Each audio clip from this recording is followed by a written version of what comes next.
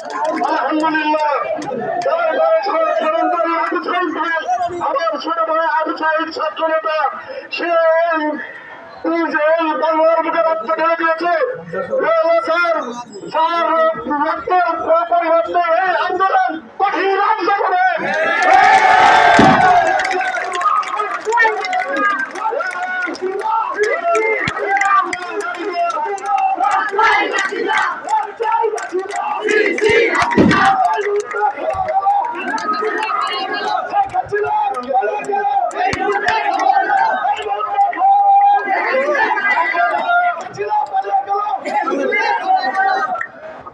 পরবর্তীতে সরকারি মুগ্ধ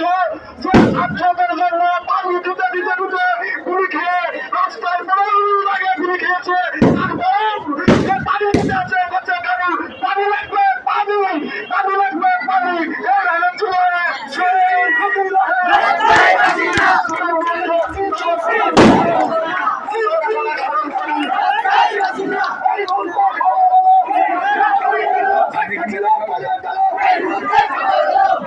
তারপরে আমাদের আমাদের যুব নেতা বিভিন্ন জায়গায় যুব নেতারা এই আন্দোলনে তাদের রক্তকে মিলিয়ে দিয়েছে এবং এই রক্তকে আমরা কখনো বিপদে দেখাবো না এবং তারা ঘুরিয়া ঘুরিয়া বলেছে বাংলাদেশে আসবে এবং এই রাষ্ট্রকে সুন্দরভাবে সাজাবো এবং আমরা এই চেষ্টা করি।